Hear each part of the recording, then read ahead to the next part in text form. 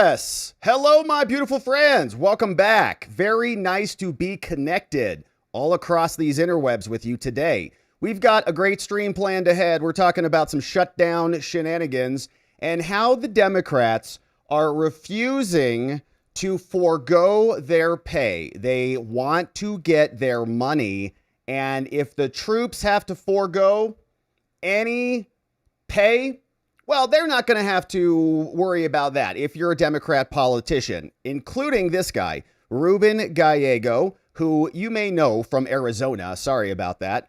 But they asked him specifically, hey, Ruby, are you going to be somebody who's going to forego your pay like a bunch of other Republicans are? And we'll see what he had to say about this. But we've got another Arizona representative calling him out. We've got others like Kat Kamak and more also calling him out. And so we'll go through the latest on the shutdown business because there is a lot cooking still out there today. We've got clips that are being shoved back in the Democrats' faces in Reminderville about what they used to say. Elizabeth Warren's all freaked out, and we've got some updates from the Speaker of the House, Mike Johnson, and he actually had some details to share with us about why this is a Democrat shutdown. They're doing this on behalf and for illegal aliens. And you can see he posted a bunch of this right over on speaker.gov. And so if you want to go look at the facts, they're here. And all of this can be communicated to the individuals on the left that keep screaming that this is a lie. Illegal aliens don't get any health insurance or health benefits. And it's all just, I guess they're paying for it all out of pocket. The American people aren't covering anything, apparently. So we'll go through that. Then we got some Supreme Court updates because in the Supreme Court, we've got a new petition for a writ of cert, baby. And this one is coming in on birthright citizenship. And we've been waiting for this one for quite some time, and it's here. So we're going to enjoy it and get into it. All of this coming courtesy of D. John Sauer. And we know who he is because we've covered a lot of his petitions before. But we've got that. We got a Kilmar Abrego. He lost another attempt to remain in this country. He's had due process like 5 times now.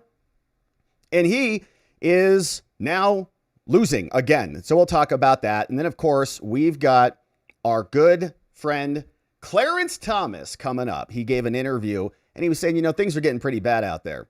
I can't even teach law to these college students anymore because they've gone nuts. And so stick around, of course, and we'll see what Clarence has to say about all of this. But it's a beautiful stream, my friends. Very glad that you're here and with us. Before we dive into anything, I got a great new sponsor I want to share with you. And this one is pretty awesome. If you're into the AI stuff, I want to talk about Perplexity and their newest browser called Comet. And if you haven't checked it out, link is down in the description below. So go and check it out. But Perplexity is awesome. I use it anyways for searching and all sorts of other stuff. But they have a new browser that they just released today. And this is what it looks like. And so I wanted to just show you something that it can do. So you can just type, right? You go in here to the search box, type whatever you want. You can see I've searched for some other things like, oh, I haven't searched for these, but, you know, Trump drug war declaration. It all works really great, right? Just like a regular search browser or a regular search engine. This, though, is the browser. Now, if you click this little button over here that says Assistant, there's a button up top here, right here. You can see kind of tucked right in here. You click Assistant, it pops this thing out, and it actually will control the browser. So like if I come down here and I say, open the web page and find me the next dinner reservation at Farm Provisions in Prescott, Arizona. Okay, it's a popular place down here. You got to get reservations. So I type that in there. And watch what it'll do. It's doing it. I'm not doing anything. Goes to the website and then watch this. Okay. There's the button, book reservation. Let's see. And it just controls your browser for you. So it takes you right there. Then I can go book the reservation and boom, it's right there. So you can see how easy that is. And so you can really play around with this. It's pretty cool. Oh, it's still working. So actually it's saying, okay, we're looking for times. You can see what it's doing over here. Dinner starts at 5 or later. So it's looking, let me check if there's a node and IDs for that. It's still working. So it's going to find me the reservation and then pull it on up. And so very cool stuff. And so you can use this, you know, for emails. You can use this for like shopping, find me the recipe for, you know, chicken, whatever. And it'll go get me the ingredients and put it in my shopping cart. So super cool. from Perplexity AI. Link is in the description, and it'll just run your browser, run your life for you, basically. So go check it out. Our friends from Perplexity. Link is in the description below. And there's a Rumble special too. So if you're over there and you want to get a free month of Rumble, download, check out, use our link in the description and check it out and automate your life. Pretty cool stuff. All right, so we've got that. Now let's get into business on the day because we got a lot to get to, starting with these Democrats. Disgusting Democrats are going to keep their pay during this shutdown while other actually essential Americans, not dumb senators from Arizona, are going to have to forego their pay. Of course, we're talking about our military and our service members who are all going to be on hiatus because our government can't figure out how to keep them paid. Instead, they'd rather the money go into their pockets. And House Republicans are calling out this one senator pretty explicitly. They say, Senator Ruben Gallego, this dude's from Arizona. I apologize on behalf of all Arizonans. We sent him in here. And he is apparently in dire straits. He can't forego a paycheck, but the military can. And that's interesting because this dude tells us that he was in the military and he likes to shove that in our faces. But here is what House Republicans are saying. This is disgusting. And other Republicans are responding. So we'll see what other Republican politicians are doing. But House Republicans say, Senator Gallego won't give up a dime of his own paycheck, but happily voted to shut down the government, forcing those who protect our nation to worry if they can keep a roof over their heads. And the Democrats shutdown, and they're linking this article over from NBC News. And so let's see what Ruby had to say about this. He writes, this journo writes, guess what, America? Everyone has to lock down back during COVID. Government can't figure out how to budget appropriately. And so they have to shut down the government. And a lot of these other individuals, like illegal aliens, will still get their services and benefits. And the states who are providing those will still get reimbursed for the government in many instances. But the American military service members won't get paid. What kind of priorities are these? So here's what they write. Members of Congress are still going to make sure they get fat during the government shutdown. Everybody else has to suffer, but not the oligarchs. Some House and Senate lawmakers, we're going to see who, are requesting that their paychecks be withheld as millions of federal workers prepare to go without pay, unless you're Ruby. Now, they write millions of federal workers are not going to get paid, but the people who could prevent or even end this shutdown, they're going to still get their money. That's because their pay is protected under Article 1, Section 6 of the Constitution, which says they're going to get their compensation from the Treasury of the United States, paid out of the Treasury. So they get their money instantly. But the men and women who protect the border against an invading horde, they'll just do it because they're public servants, which they are, and they're patriots, and shout out to all of them. But why can't our own elected officials do that? Now, the Constitution says members will be paid, okay? So they asked this guy, Representative Joe Morell of New York. They're like, hey, Joe, you're a representative from New York. What do you think? Are you going to forego your paycheck? He's the top Democrat on the House Administration Committee. And he explained to reporters, he said, the Constitution says members will be paid. Okay, we're much better than you. Now, some lawmakers don't like the practice or the optics of that, obviously. One senator, Andy Kim, he's one of a handful of he's a Democrat. He is one of a handful of lawmakers saying, please withhold my paycheck. He knows where this is going. He said, it's wrong that they're shutting this down. And I will be refusing my own pay if we end up in a shutdown. So we got one Democrat who's over there doing that. Now, in a letter to the Senate Dispersing Office, that Democrat shared that letter. And another representative from Florida, Kat Kamek, she shared her own letter over on X. And she said, I don't need a paycheck. I mean, if our men and women in the military are going to forego it, then I don't need it. Here's what she wrote. She writes, the Democrats want to shut down the government because we won't give them free health care for illegals, and put a pin in that. We're going to come back on that and prove it. On top of that, they won't even pass a bill that protects our military or our border patrol agents and their pay in the event of a shutdown. So let's see if they are willing to give up their pay as well. I'll start. So now we've got one Republican House member and one Democrat Senate member. We'll see if this starts a little wave. It's a bipartisan effort. Why don't all of you give up your pay if you can't even pay the military, for crying out loud? They deserve it more than you. Dear Mrs. Spender, like Spender? The lady who runs and signs the paychecks is named Catherine L. Spender, more or less, Sisbinder. Anyway, that's pretty incredible. Government funding expires at midnight tonight unless Congress approves additional appropriations. And she sent this back the day before, the night of the shutdown.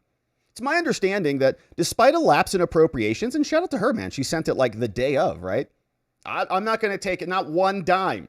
Members of Congress will continue to receive their salaries as a matter of constitutionality. Now, with that in mind, I respectfully request that you withhold my net pay until an appropriations agreement is reached and has taken effect. If our military isn't being paid, neither should members of Congress. Exactly right. For the Republic, Cat, proudly serving out of Florida. And we'll see if this catches. Here's some more. Democrat leaders have disputed that they want to give undocumented immigrants free health care. They say it's a lie. Well, we'll come back and show how they're lying. If service members, said another Democrat, if our service members aren't getting paid, we shouldn't either. This is getting bipartisan now. We love it. He says, but unfortunately, some lawmakers, Ruby, you've got other Democrats who are even giving up their pay, Ruben. That's how pathetic this senator is. Some lawmakers said they can't afford missing a pay period. Here's what Ruby said. I'm not wealthy. I have 3 kids. I would basically be missing, mortgage payments, rent payments. Well, wait a minute. Rent payments for what? Like your office? Child support for your spouse? What? And it said Ruben. So it's not feasible. Ruben said, it's not going to happen. I'm keeping my money. I want my money. It's my money. I need it now, said Ruben. Doesn't he have a book or something? Didn't he write book? Can he live off his royalties or, any of his other, whatever he's doing? He can't forego a couple of weeks, but he wants to manage our entire budget. He's a senator of the United States. How is he on such a fiscal precipice that he can't go 2 weeks without a paycheck or something? Golly. He's like, but they're going to come in and fix the entire budget for America. Great. Good job, guys. So most of our members of Congress receive a salary of $174,000. Lawmakers in the top leadership posts get even more. And while most federal workers, do other federal workers not have mortgages? I guess maybe not. Do they not have kids? Do they not have to pay rent for other things? Strange. I don't know. Maybe they don't. While most federal workers will be furloughed and sent home, active duty service members still have to show up for work without getting paid. I mean, that's like patriots right there. The same goes for the so-called accepted or essential civilian workers. People like air traffic controllers, TSA agents. In previous shutdowns, employees at intelligence agencies also have been treated as essential.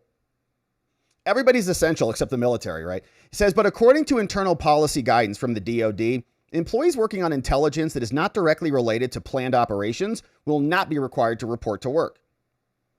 And because of a law Congress passed in 2019, federal employees, including legislative branch employees, are guaranteed back pay regardless of whether they're in furlough status. About 150,000 employees from ICE and the Secret Service will all be affected, and as well as about 47,000 U.S. Coast Guard employees, which is just ridiculous.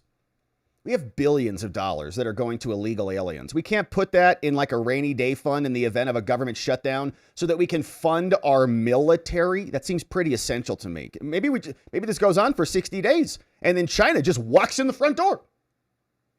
Or would they find the money for that? Instead, they're just using the military and all these things as political tools. They can move them around.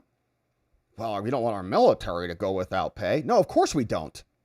So we have to spend billions of dollars on illegal aliens, you Democrat psychopaths, while you won't even give up your money, Ruben? Pathetic. He's got a mortgage, but nobody else does.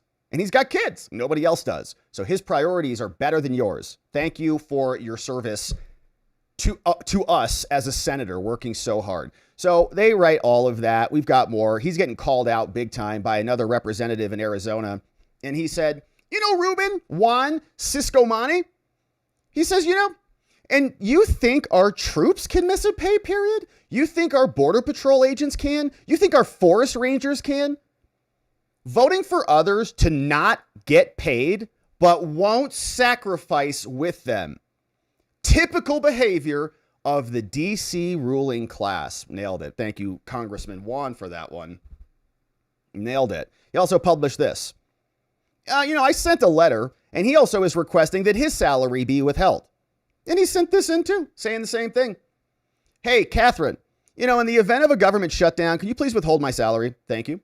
Congress is responsible for ensuring that the federal workforce, including the armed forces and the Border Patrol, are paid in full and on time. That's our responsibility. And so I don't think it is ethical for me to receive a paycheck while others are suffering due to our dysfunction. And the House, Congress, the House is one half of Congress, but okay, that's going to be the pen for this document. Thank you for your attention to this request. It's not ethical for us to take this money due to our own dysfunction. Sincerely, Juan Ciscomani, over to Catherine Spinzer. And he published this. He says, meanwhile, while he's asking for his pay to be deferred, Senator Ruben Gallego, Democrat from Arizona, who's definitely going to run for president, who's abandoning his military brethren, he wants to get his paycheck because he's got kids. But everybody who he served with can go without. Pretty incredible. Now, who voted for the Senate floor last night to shut the government down? He said to NBC News, he says, I'm not wealthy. I have 3 kids. I would basically be missing, mortgage payments, rent payments, child support. It's not feasible. It's not going to happen. It's my money. I need it now. Senator Gallego, he says, should be ashamed of himself.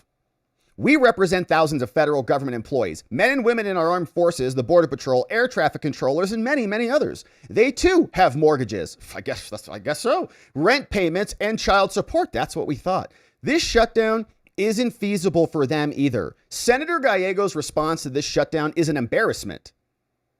It's selfish. He should be leading by example, not thinking of himself. But he is, because that's where their loyalties lie. It's with themselves, not this public servant sacrifice anything. And they're defending all of this because they want funds going to illegal aliens. Now, here is what Ruby was saying out there. And wait till you listen to this guy chatting here for a quick second. Their threat doesn't work on me. What I care about is the fact that they're going to increase the cost on working class Americans. There's no what threats? Question that the shutdown will be painful, but we need to take a stand. I've actually been surprised at the fact that federal workers have felt so, using Russ Vought's term, terrorized by this administration, that they may be the strongest group yet saying, you got to push back. Now, the question will become, will they have that same view 3 weeks from now? I don't know. Yeah, but they won't care because they're Congress people and they're going to continue to get their money. So there's Ruby doing his little thing, kind of, waving around or whatever he does there. And he's going to run for president. So just get ready for it. But that's the dude. That's what we've got in Arizona. We're sorry about that. We're working on it. But meanwhile, this is what the Democrats think across the board. And this other Democrat representative just got called out on this pretty appropriately. And her name is another senator, Jean Shaheen, which is something her parents did to her. I'm not sure why they felt they needed to do that. Maybe it's because, anyways. So she's now here having to take this right to the face on Fox. I haven't heard anybody in my party saying that illegal immigrants should get access to the health insurance marketplace. I'm so glad you said that. Actually, I have some tape of your Democratic Party members saying this on the debate stage. So they've all said it. Let's play the clip. Roll it. A lot of you have been talking tonight about these government health care plans that you've proposed in one form or another. This is a show of hands question, and hold them up for a moment so people can see. Raise your hand if your government plan would provide coverage for undocumented immigrants. All the seals up. Okay. Senator, that's literally every member of your party, from moderate to more progressive, that have said that in the past. I haven't heard anybody in my party. Well, you just heard the entire stage, Jean Shaheen. Good Lord. All right, so that was good. Now, we also saw this one. Elizabeth is going to just throw a total fit and melt down on CBS. And the truth is, she's lying. Now, we're going to come back to that. We've got documents here that the Speaker of the House has published for us explaining what the Democrats' counter proposal was. So we'll come back on this, but I wanted to share with you first just how shamelessly these people lie through their teeth. And they just mince words. They say, well, we don't give health insurance to illegal aliens. And you say, okay, well, we're not really talking about like health insurance. We're talking about health care. Well, they can't sign up for Medicaid. Okay. Do they go into the hospitals and get medical treatment? Do they go in with a gash and come out with stitches? Then they're getting medical treatment. They're getting medical care. They won't put them in the insurance bucket or the Medicaid or whatever stupid bucket they're making up to try to pull the wool over everybody's eyes. But there are millions of illegal aliens and people who are basically pseudo illegal, right? Who got parole from Joe Biden. They came into the country illegally and they've got some sort of fake status here and they're getting cut off. Okay. They're not our citizens and we're not obligated to pay them money. So it's non-citizens is another conversation, and it's illegal aliens and they're all being bundled up. But we're going to come back to that and we'll show you the spreadsheet that the Democrats submitted out of their own mouths. But this is what Elizabeth Warren had to say when she was going mental over here on CBS. You know, Republicans say what you're really fighting for is taxpayer dollars for, as they put it, illegal aliens. I know that's not strictly true, but there is a provision. Excuse me, not strictly true. It's not true directly, but out lie. It is a flat out lie. The way that they frame it. There is nothing in Medicaid, there is nothing in Medicare that permits one undocumented immigrant to get $1 of assistance. Senator, if you let me finish the question. Of course, Senator, I'm sorry. Sorry, in the Democratic counteroffer, the proposal for funding, there is a restoration of Medicaid benefits for certain non-citizens that it had been taken away in the big, beautiful bill, as the Republicans put it. Republicans don't think those people should be getting health care on the taxpayer dime. I'm not asking on the merits. Politically, putting that in there exposes you to this talking point, this lie, as you put it. It's not a lie. Why put it in there? Why is it worth it? No, what's happened is that what we're saying is that whenever hospitals give care, what is going to be the level of reimbursement? And the Republicans said it's going to be a low level. The Democrats said we just want to go back to the level it was before because you're going to bankrupt hospitals. No, because you were paying for your illegals. And by the way, hospitals, you certainly don't, if somebody's bleeding out on your table, like you're a doctor, I think you've got a Hippocratic oath, like you're not going to let them die. It's like, well, show me your insurance card. So, there's a certain level of care that is provided to these people, but there's also just routine medical care. And the states, as we've seen from Gavin, Newsom and others, they are thrilled to pass universal health care for everybody who comes into their country. And Gavin actually is having a real tough time with that in his budget. He has having to walk it back. They thought it would be like $3 billion to pay for all these illegals. Turns out it's like 11. Oops. That's what happens. And they want to be reimbursed. So it's not bankrupting the hospitals. It's going to bankrupt the states, or, not bankrupt them, but it's going to bankrupt their illegal alien fund for sure. If they can promise all of that because they were getting reimbursed, and that would just create a big magnet into their states, and people would come over there to get free health care because Gavin was paying it out of his reimbursements that we're paying for. You're going to put rural hospitals out of business. The Republicans and the Democrats plan, nothing changes the number of undocumented immigrants who still get care if they show up bleeding and unconscious. Yeah, okay, that's a whole separate category. And those are, would be general reimbursements that you might even have for citizens who don't have insurance, right? You have people who show up, and they're going to get billed for that too, by the way. They're going to have $50,000 insurance bill, or hospital bill. And we got medical bankruptcy and all these people, we got like medical debt. It's a nightmare. But if you're an illegal alien, you're illegal. You're not even on the books. So what are they going to attach that medical debt to? And it just gets all, written off. So they want more of that. They want to enable it. And the sick thing about this is that it's a disaster. And our friend Maze Moore over on X got this clip together. It's Gavin Newsom with a little bit of a before and after. And this idea that they're going to just give, the money has to come from somewhere. I don't know what these people, are thinking, other than they're just trying to wreck the system, honestly, which is truthfully part of the operation so that they can remake it in their image. Every time, another kind of system crashes, they come screaming in with a new government solution, even though the government just broke it. So here's Gavin in 2022 and 2025, a little bit of a compare and contrast, courtesy of Maze Moore, an amazing follow over on X, some of the best clips you've ever seen. And here is what he assembled for us. A campaign on universal health care. We're delivering that. We are implementing our ideals. We are manifesting this principle, this fundamental notion that so many of us have been preaching for years and years and years. Universal health care for all, regardless of pre-existing condition, regardless of the ability to pay, and regardless of your immigration status. Boom. If you care not just about values and principles of morality, don't lecture us. Only values and principles are advanced through Don't lecture us. You're not more moral than us, bro. Your life is a disaster. Economics, then that alone should be an argument in favor of universal health care, a pathway and a framework for 1.1 million undocumented residents in the state of California to avail themselves to high quality, comprehensive. I wonder if they could have taken that money, that $1.1 million, insurance coverage, and just set that aside for the troops or for the air traffic controllers.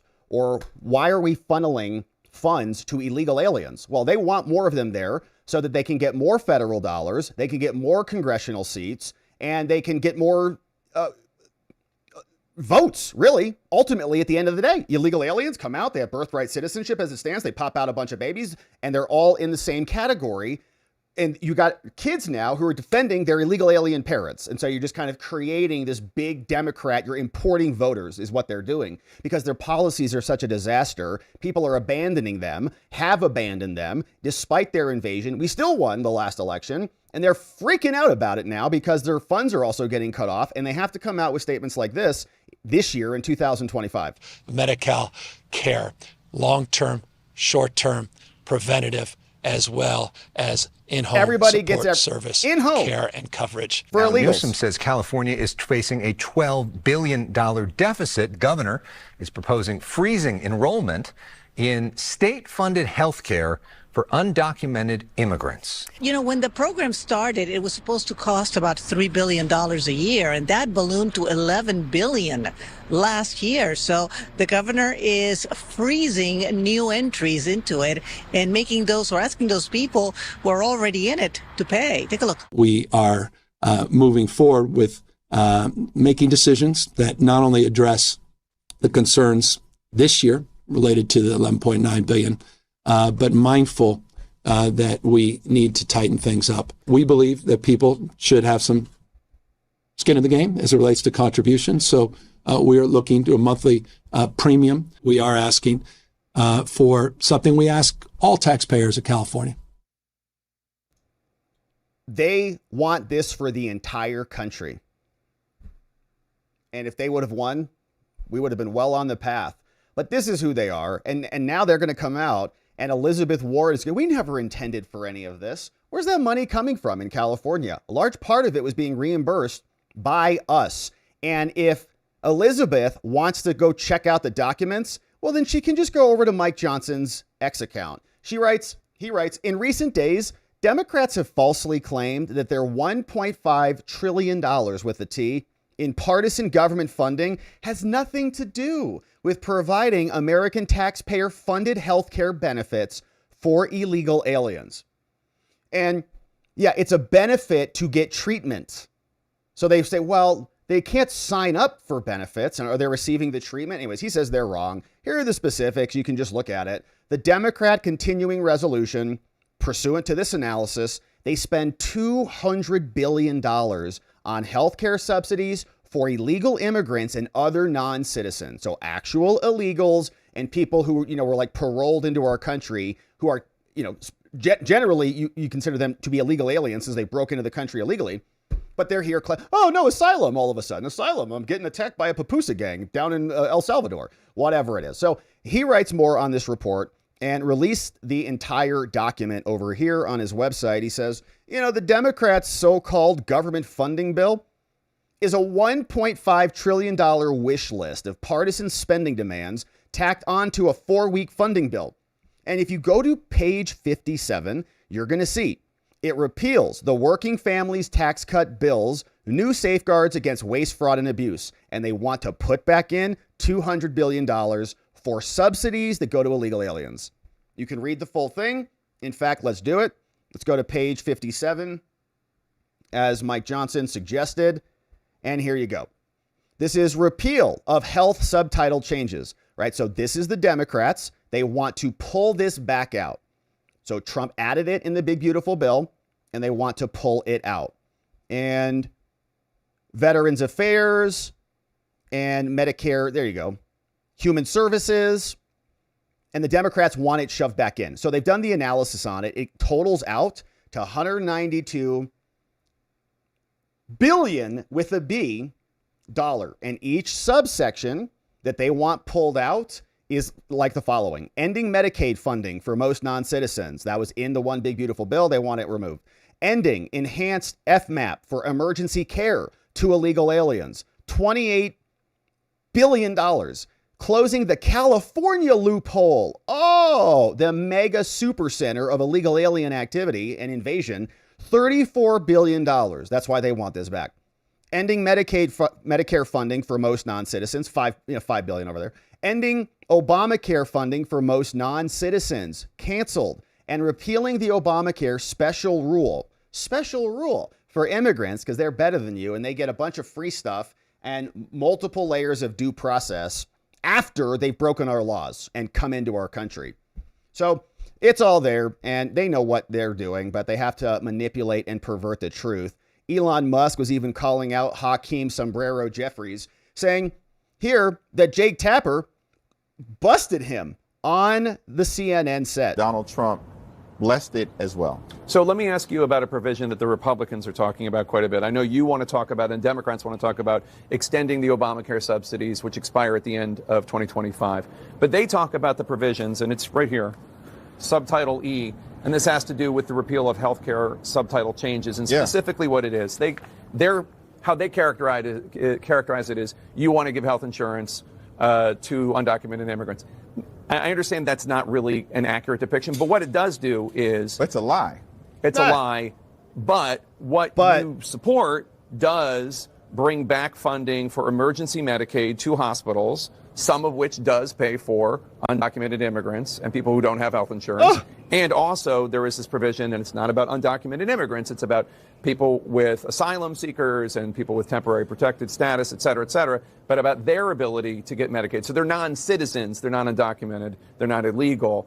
Why even include that in a bill knowing that they're going to seize right upon that and use that to message? I understand that. Okay, his answer doesn't matter. He just got called out, and rightfully so. And you can see how sneaky they are. And Jake can see it. He's like, well, are illegals getting benefits? Are they getting treatment? And if so, who's paying for that? And if the states want to create sanctuary cities and pay for it, that's fine. If a bunch of rich Californians are like, we care about illegal aliens and we want to pay for this, go for it. Have a field day. It's your state, little laboratory of democracy. Go wild. You can come out of your pocket. And then we'll still enforce federal law. You can do that. We're still going to come after the sanctuary cities. We're still going to deport. We're still going to do all those things. But don't ask us to pay for your illegal fetish. And now it's coming to a close. And they feel like they're digging in on this one. We'll see if that changes or not. But here was more from Caitlin Collins. Trump and the White House seem to be enjoying this a bit. We saw Sombrero Gate yesterday, and we saw the looped video that was in the press briefing room, right? We saw that yesterday, and we saw the meltdown. JD Vance he's like, I look great in a sombrero. We love sombreros, very practical. We're honoring the culture and the practicality of the hat.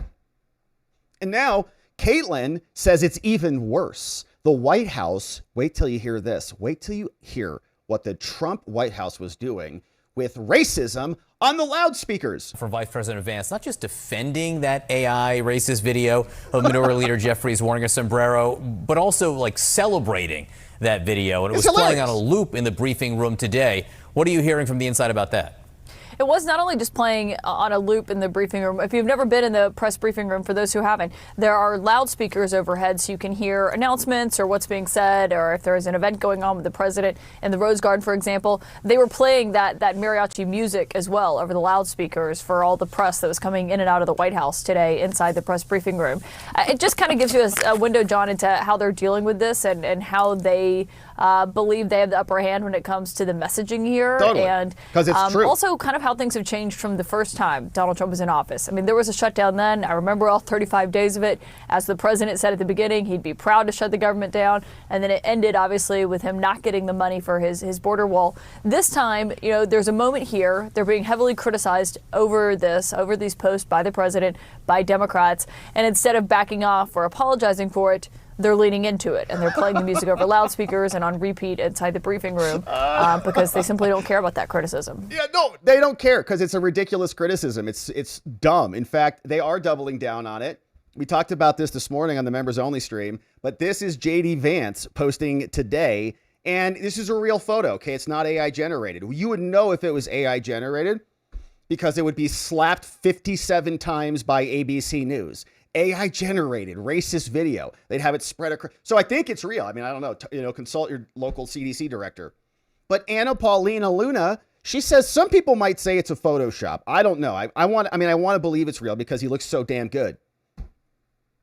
And JD Vance confirms it. It's real, which we know. You look great in a sombrero, man. Everybody should try one at least once. Trust me. I've been down to Mexico. Live in Arizona, been there a few times. I've had a couple. I got pictures somewhere with sombreros on my head. I got to find those. But you go down there, it's a great time. Yeah, and have some tequila, or if you're in the 12 steps, don't worry. But you get the point. He looks great. JD looks great. I choose to believe it's a real photo.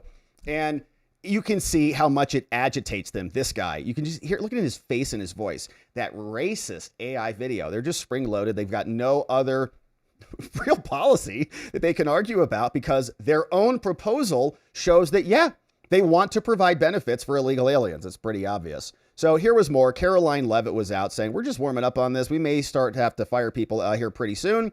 But here's what she said this morning. I wanted to ask you about that because he mentioned Russ Vought in that. I think that came out about 8 o'clock this morning about cutting certain programs that they deem are not necessary. Is that real? Or is that a negotiating tactic? Oh, it's very real. And the Democrats should know that they put the White House and the president in this position. And if they don't want further harm on their constituents back home, then they need to reopen the government. It's very simple. Pass the clean continuing resolution, and all of this goes away. We would not be having these discussions here at the White House today if not for the Democrats voting to shut the government down. This is an unfortunate consequence, and the president and Russ Vought will be meeting on that later today. Beautiful. We'll see what comes out on it. But President Trump was out today, and he was commenting on this. And here is what he said when he sat down with One America News. Patriots would. It's politics, and they're doing things and asking for things that you wouldn't want, and most people that are sane wouldn't want. And patriots wouldn't want. They want illegal aliens to get taken care of with health care. And it's not, look, I have a bigger heart than they do, but it's not even that. Everybody in the world is going to enter our country and say, give us free health care, give us this, give us that. It's going to ruin all of the things that we have, all of the plans that we have. Obamacare was never any good, but it subsists. It's there. And everything will be destroyed because no country has enough money to take care of that. So they want the illegals. They refuse to get away with open borders. They want to do open borders. If they ever got in, they'll open up the borders. We have closed borders now. You only come into our country legally. But they would open up the borders in 2 minutes, and you understand it better than anybody because you've covered it so well for so long. Even though you're a young guy, you've covered it very well. Shout out to that young man. They want transgender for everybody. They want men and women's sports. They haven't learned what happened in the last election. I think they forgot. And it's pretty amazing, actually. But in terms of the dollars or the money that we're talking about, they want us to take care of illegals. They want us to take care of people that can absolutely get a job. They're healthy and strong as you can be and young. And this is not what this was all about. It's not. And they want us to just facilitate the invasion and the destruction of our own country. And they want us to pay for it. which it's not going to happen anymore. We won the election. Their invasion scam has now come to a close. You can see the pathetic senators and Democrats like Ruben who care more about their own pocketbooks and their own families than our American men and women serving in the military, protecting our borders, landing our airplanes. He'd rather dig his heels in, Ruben, for his illegal alien constituency who supports him and other Democrats around the country. But now it's coming to a close, and a big part of me hopes that they continue to dig their heels in on this and the Trump administration can be empowered to respond accordingly. We'll keep our eye on this one. Thanks for subscribing and joining as we do. All right, now, my friends, it's Supreme Court time, and we've been waiting for this one. So let's get right to it. Birthright citizenship now making its way to the Supreme Court of these United States. We've been waiting for this one. It's Trump versus the state of Washington. In fact, they sued him originally, and now we're up at the Supreme Court. The U.S. government, Trump's DOJ, courtesy of D. John Sauer, is filing a petition for a writ of certiorari, asking the Supreme Court to come in here and properly interpret the 14th Amendment and birthright citizenship, which has been perverted over the last 100 years or so, into meaning that even if you break into the country illegally, you are still subject to the jurisdiction of the United States because you're in our country geographically, even though you broke the law and directly flouted the jurisdiction of the United States in order to come in here. If you're an illegal alien, the precedent has said you don't have lawful jurisdiction. Even Wong Kim Ark, we're going to get to it. But it's been misinterpreted. Now we're knocking on the door of the Supreme Court. And birthright citizenship is so important. I think it's part of the trifecta of saving our entire country because it will ultimately get us to the year 2030. And we're going to have a new census. And that will lead to new reapportionments and a rebalancing of the congressional seats that do not include a bunch of illegal aliens. So we've already had some big victories. We've already closed the border. The deportations are happening. That's prong one. We need new birthright citizenship provisions to happen. This is part two. This is where we're at. That will lead to part three, new congressional representation, and we'll have less new Americans born to illegal aliens that are part of that constituency. So this is a huge part of the entire operation. And now we're needing the Supreme Court to rule accordingly in accordance with the U.S. Constitution. Here's what D. John Sauer says. The citizenship clause, this is the question, Supreme Court, that we need your help on. The citizenship clause of the 14th Amendment, it says the following very clearly. Born, new page, in the United States and subject to the jurisdiction thereof. And you can see these two commas here. A lot of scumbag judges out there try to ignore those commas because they're very inconvenient for them. It's a separate phrase, right? It's a standalone phrase that is connected to the physical birthplace. Born in the United States, that's one part. Got to be physically born here. And that baby and the person who is having the baby is subject to the jurisdiction of the United States. It's a separate phrase. But they like to just delete the commas and make it one phrase so that born in is the only operative condition. And it's not. It's a whole separate phrase. And they're very sneaky about this. We've called it out many times here. Even in Washington, the judge is like, well, it's the Constitution. Just take the punctuation out like it doesn't matter. It matters. That's the 14th Amendment. Now, the clause was adopted, writes the Trump DOJ, to confer citizenship on newly freed slaves and their children in the aftermath of the Civil War, not on the children of aliens temporarily visiting the United States. So if you're like a diplomat or somebody, you just are visiting and you pop a baby here, you get citizen, what? Or illegal aliens. Never. Now, on January 20th, the first day, thank you, Mr. President, Trump issued an executive order saying we have to protect the meaning and the value of American citizenship, right? And this one really gets me going because they want to water down our citizenship. You know, it really doesn't matter. It's not that important. Don't take it. It's not a sacred thing. It's just, well, whatever. Give it to everybody. Who are you to exclude people from the American, whatever. It's incredibly important. And it provides us with a lot of our protections. That's why we treasure it so much and we don't want it watered down by people who don't even appreciate it or understand its importance.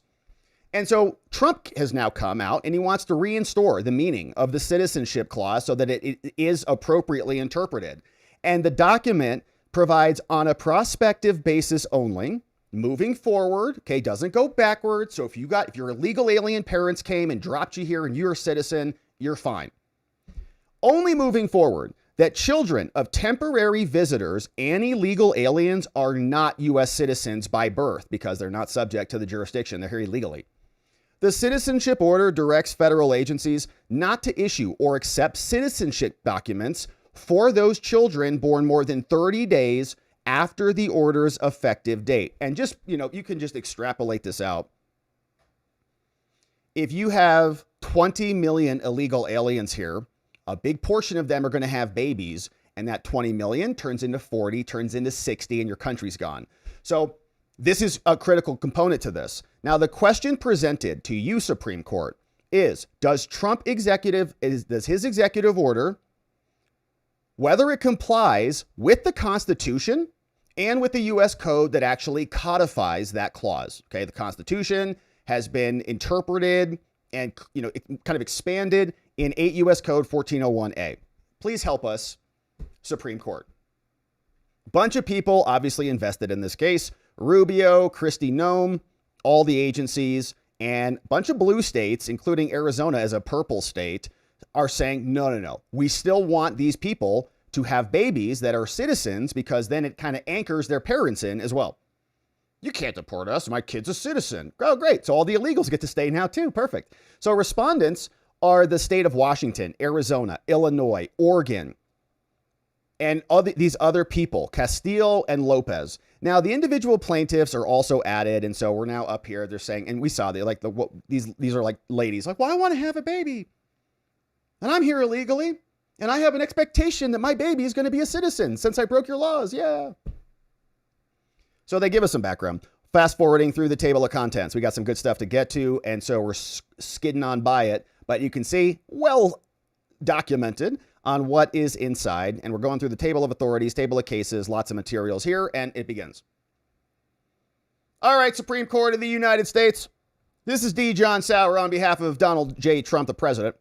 We're here now asking for you to hear this case. We also have another case that is very similar in another matter called Trump versus Barbara.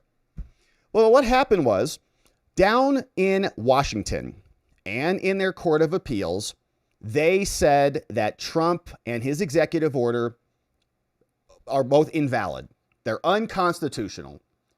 Trump asked for a stay of that decision, that he can't enforce those. That was denied.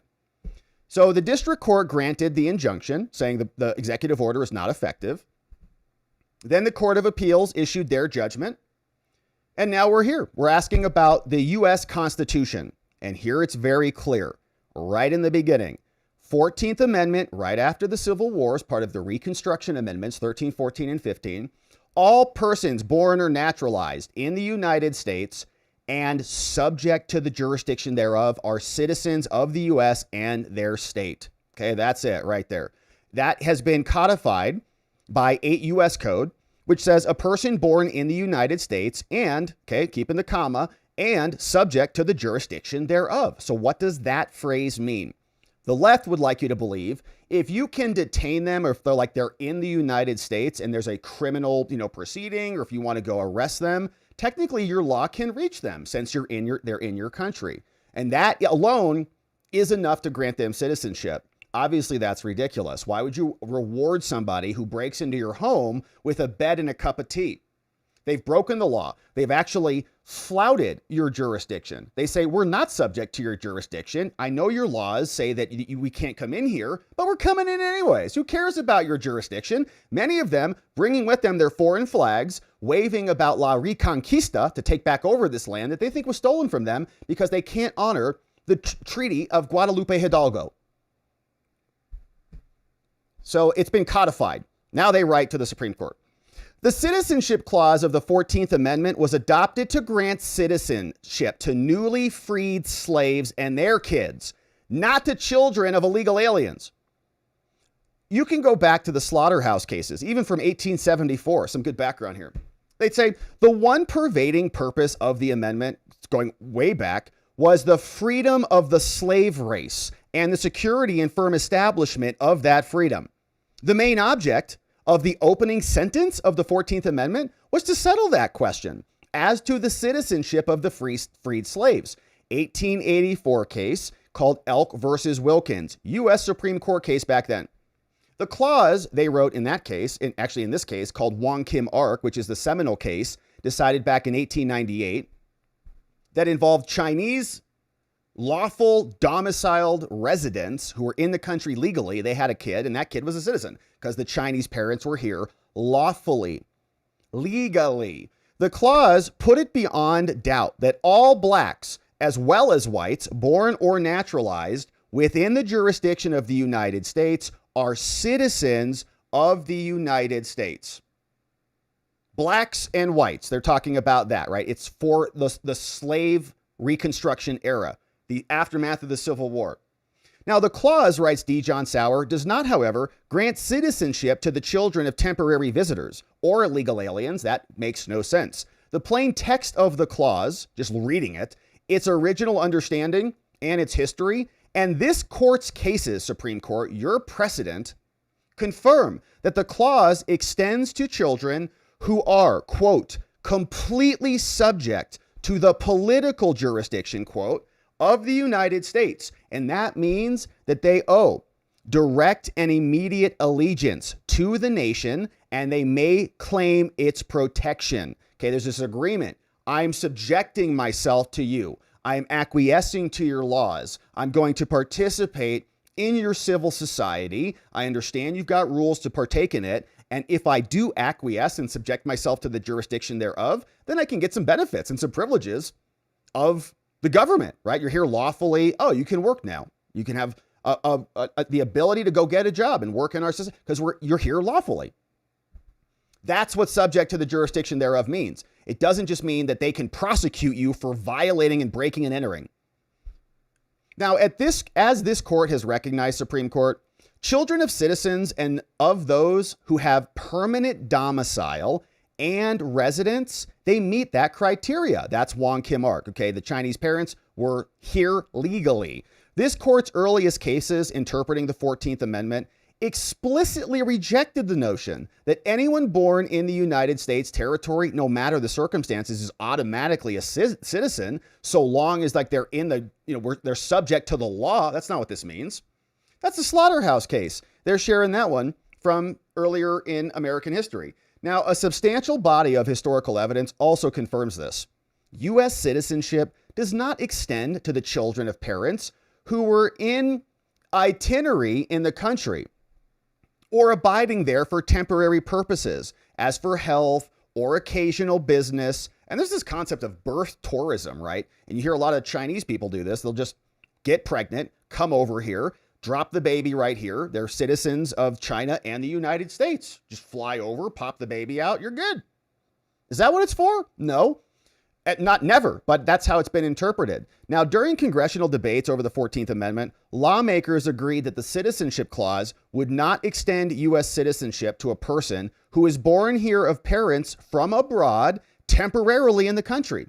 Congress debated that. Okay, that's a quote from their debates from 1866 while they were contemplating the new amendments. After the amendment's adoptions, secretaries of state denied passports to children born of foreigners who came in. And commentators back then uniformly acknowledged that the clause, quote, excludes the children of foreigners transiently in the United States. So if you're just coming through, passing by, you don't count, clearly. Now, Wong Kim Ark did not hold otherwise. This is the late 1800s case. Wong Kim Ark that they always reference, they're like, well, their parents were foreigners and they had a baby. And so we're just going to rely on that. That's the wrong interpretation. They say Wong Kim Ark recognizes that the citizenship clause guarantees U.S. citizenship, not just to children of U.S. citizens, but also to children of aliens who are enjoying permanent domicile and residence in the United States. You've got lawful legal status and permission to be here. You've subjected yourself to the jurisdiction, and the jurisdiction has recognized you. That limit was central to the analysis. It was a key part of the decision. The word domicile appears more than 20 times in the opinion. And the opinion suggests that the U.S. citizenship does not extend to children of aliens who are not permitted by the United States to reside here. You're not here legally. Why do you get the benefits of American citizenship? Come here legally, and we'll allow you to be in here. Then you can have your baby, and then we'll grant them citizenship. But you don't get to break into someone's home and then demand they do your laundry for you. Yet, long after the clause's adoption, the mistaken view that birth on territory alone confers citizenship on anyone became pervasive with very destructive consequences. And there's some, economic argument for this. Like back in the 1900s, the country kind of needed more people. It was very expansionary. We're, filling in all of the West, conquering the frontier, building all over the place. And so the argument economically was, well, we just kind of like look the other way. It's like, whatever. If you're here, you have a baby. We don't have a giant, we've got this giant moat on either side of us. We've got the Canadians above us, the Mexicans below us. We didn't have this invasion where we had NGOs and a bunch of other people putting people on boats, funneling them up from South America, loading them on buses, giving them maps on how to break and enter into our country. And so he kind of just like looked the other way a little bit, even though it was illegal. It was unconstitutional, but it just kind of developed. But there are destructive consequences to this. You have to follow the law. To restore the clause's original meaning as it was written, on January 20th, Trump issued the executive order, which was a beautiful order. The order says, we're going to fix this. And illegal immigration is a serious problem. In fact, in the order, the president observed, he says the 14th Amendment doesn't extend to anybody born here. It's always excluded from birthright citizenship people who are not subject to the jurisdiction in our country. And if you're a foreigner just traveling by, you've got a temporary status here. You're still subject to the foreign jurisdiction. He directed that the future children of illegal aliens and anyone here who is temporarily present not be considered U.S. citizens because that's the actual law. Now, the issues in this petition are unquestionably cert-worthy. Okay, right now we're just knocking on the door of the Supreme Court, asking them to hear the case, and they're saying this is a big one. All right. The government has a compelling interest in ensuring that American citizenship, the privilege that allows us to choose our political leaders, is granted only to those who are lawfully entitled to it. It's a sacred and beautiful thing. And I'm sick of it being watered down and just give it to everybody for anything. The lower court's decisions invalidated a policy of prime importance to the president and his administration in a manner that undermines our entire border security. And those decisions from the lower courts, without lawful justification, are extending the privilege of American citizenship on hundreds of thousands of unqualified people. And so I got to imagine they're just all popping out babies as fast as possible right now. To enable this court to resolve that issue during its term coming up in October, like now, the government is seeking both cert in Washington and in the other case. The Court of Appeals has reached the merits, but the dissenting judge was right. In fact, many of these states, 4 states, they don't even have standing. And in Barbara, which involves individual plaintiffs, they're trying to avoid, other issues. And so we need you to hear this case. Now, here's some more. All right, Supreme Court. From the founding until after the Civil War, no constitutional provision or federal law expressly addressed citizenship by birth in the United States. Just didn't have it figured out. The scope of birthright citizenship was instead the, quote, subject of differences of opinion at the time. So then Congress came out. They first established a uniform federal rule of birthright citizenship. We had a Civil Rights Act of 1866. That provided, it said in that act, all persons born in the United States and not subject to any foreign power, see that, excluding Indians not taxed, are hereby declared citizens of the United States.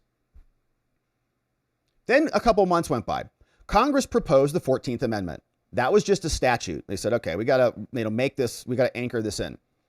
Congress said, what about the 14th Amendment? They passed it. It got ratified in 1868. right? This is immediately after the Civil War. The 14th Amendment's Citizenship Clause provides, as we've read, all persons born and, of course, subject to the jurisdiction thereof are citizens. They got rid of the Indian provisions and just basically modified it to what it is. Then that's the amendment. That's the operative rule moving forward. Now, the Civil Rights Act and the Citizenship Clause overturned this court's infamous decision in the Dred Scott case. In Dred Scott, back in 1857, that erroneously denied citizenship to people of African descent based solely on their race. So thus, one pervading purpose of the clause, as they're recognizing in a Supreme Court case, was to grant citizenship to newly freed slaves and their children, not those of temporary visitors or illegal aliens. The Civil Rights Act and the statutory definition of birthright citizenship remained in place until 1940. That year, Congress enacted the Nationality Act, and that tracks the language of the Citizenship Clause and provides in statute that a person born in the United States, comma, and subject to the jurisdiction thereof, comma, is a citizen. Congress reenacted that provision verbatim in the INA in 1952. Now, the Citizenship Clause, as it was written, was originally understood to extend birthright citizenship to children of citizens. We've got a Supreme Court case, or actually this is not a Supreme Court case. It's Minor versus Happersett, 1875, which then was evolved in the Wong Kim Art case. That is a Supreme Court case, a permanent domicile and residence. Now, but in the 20th century, okay, so again, legally, all of these are legal. Okay, you're a citizen. If you're born here to someone who's a citizen, then you've got citizenship. If you're here lawfully and permanently with permanent domicile and permanent residence, permanent, not transitory, then you count. But in the 20th century, for some reason, the executive branch, came to misread the clause as granting citizenship to nearly everyone born in the United States, even children of temporarily present aliens or illegal aliens. The executive just said, well, we're not going to enforce it. We want more people here. So they say that's obviously inappropriate.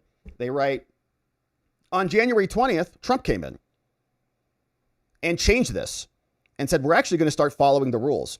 Section 1 of the order says you got to be here lawfully. Mom or dad needs to be a lawful permanent resident at the time. When the mom is here and is subject to the United States, then they're good. Section 2 of the order, Section 3 of the order, we've read the orders. We know what they do. Now, some courts stopped the issuance of the guidance, right? Trump versus Casa, he got sued, and they said, it stayed. The citizenship order addresses several problems created by this. We know what it does. And they also say that this is also something that raises real serious national security concerns. Some illegal aliens entered the United States to engage in hostile activities, including espionage, economic espionage, preparations for terror attacks. And this is critical for national security. And also, near automatic citizenship has spawned I said that earlier, an industry of modern birth tourism, whereby you just come in, drop a baby off, and you get citizenship. In fact, here's a report. Birth tourism companies, they even collect hefty fees. The practice literally defies U.S. law. It's ridiculous. And fourth, these practices also degrade the meaning and the value of American citizenship, 100%. In the order, Trump recognized that the privilege of the United States citizenship is a priceless and profound gift, and we should treat it as such. This court has likewise observed that citizenship is a high privilege. In 1928, they said that. Allowing illegal aliens to obtain that privilege for their kids through wrongdoing, there's a bunch of other people out there that would all love this. So I guess if you're first in the country, your kid is an American citizen. It incentivizes more of this. And they are cutting ahead, beautiful, of those who seek entry through lawful means. It degrades that gift and it dilutes its meaning. And so birth tourism and all this illegal alien baby stuff demeans our citizenship. Presumably for those reasons, hardly any developed country does this. No one does this. Even the United Kingdom, which pioneered near automatic birthright, abandoned that back in 1983. We're the only country that is continually being exploited by our dumb leaders. Now, the day after the citizenship order was issued, Washington sued. Judge granted their relief, said, Trump, you can't do this. Who do you think you are, the president? Ninth Circuit denied the appeal. Divided Ninth Circuit comes back down. Trump has been losing. Barber case, same thing. And now we're going to the Supreme Court. Here's why you got to accept this, Supreme Court. First of all, the citizenship clause of the 14th Amendment was adopted to grant citizenship to freed slaves and their kids, not to illegals. And this question, of course, is whether the clause is adopting a rule of citizenship by birth geographically alone, or if it is based on political jurisdiction. Is there direct and immediate allegiance to the United States? It's not just geography. It's not that we can prosecute them or detain them or deport them. It's, are they subjecting themselves? And are we accepting that subjection? The clause adopts the latter rule, clearly. The phrase subject to the jurisdiction thereof refers not merely to regulatory jurisdiction. It's about political jurisdiction. It's about allegiance. And the relationship other than citizenship that establishes that allegiance is called lawful domicile. That conclusion draws support from the history of the text, how it's been enacted, all the congressional debates, and many other sources, which they'll tell us about now.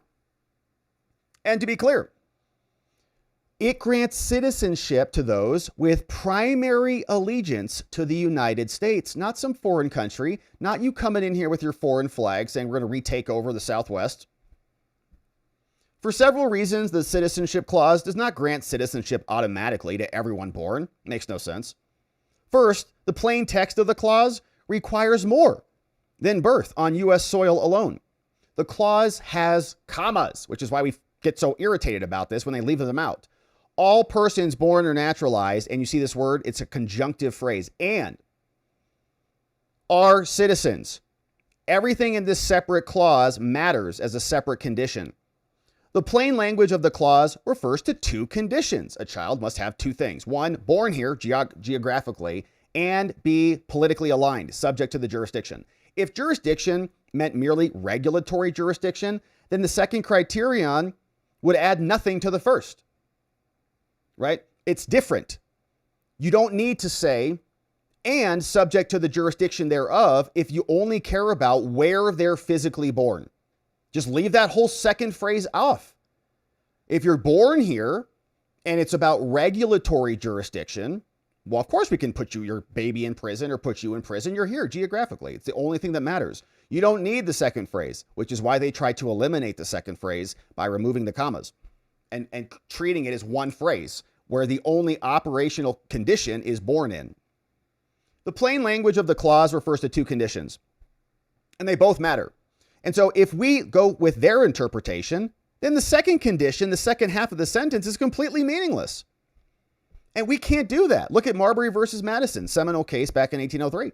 It cannot be presumed that any clause in the Constitution is intended to be without effect. You can't presume that. They wrote it.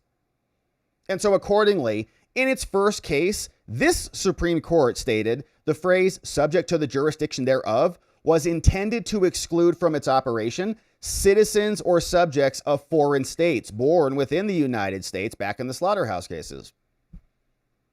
If you're subject to the jurisdiction of some foreign entity, then go over there.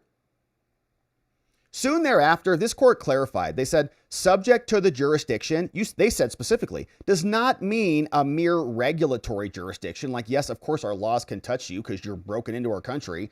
It's political jurisdiction. Questioning lasting ties. Is there actually an allegiance?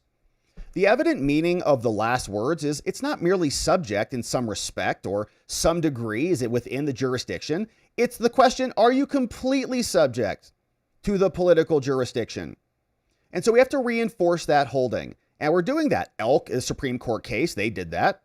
They said in a geographical sense, that's not enough. It's not sufficient to become a citizen. And the court then subsequently explained in other cases, you got to have permanent domicile. If it's permanent, then you're showing allegiance. So the clause's history also refutes their theory. The same Congress that proposed the 14th Amendment just before that had the Civil Rights Act. And they said in there, the Civil Rights Act, that you're not subject to any foreign power. You're not somebody from Mexico or Guatemala or Venezuela or El Salvador. You've got to be subject to America. Now, the act, like the clause, contemplated two criteria, same thing. Two things in the prior act that preceded the 14th Amendment. It was the same two conditions. Primary allegiance to the U.S. and physically born in the United States. Substantial authority in the decades preceding this clause also said domicile matters, and it's got to be permanent with permission. Going through some more background on that. Now, that understanding has been around for a while. You link domicile with political jurisdiction. That's how we interpreted these cases in the beginning. The court held that foreigners who have become domiciled in a country other than their own acquire rights and the same respects because they're actually here legally. Now, the debates on both the Civil Rights Act and the 14th Amendment reflect the same understanding. During the debates, Senator Lyman Trumbull, he was the principal sponsor of the act. He explained that the purpose was to make citizens of everybody born here and those who owed allegiance to the United States.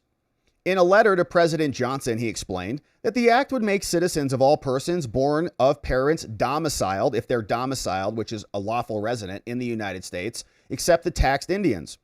And during the debates, he explained it. What do we mean, subject to the jurisdiction thereof? He says, well, not owing allegiance to anybody else. And we can't say that about the Indians. Now, other members of Congress also shared that understanding. And the debates went on, and it was pretty obvious that they're not saying, well, if you break into our country and just drop a baby, they're good. That's not part of the debate. Given its original meaning in history, the clause does not extend citizenship to children of transient visitors or illegals.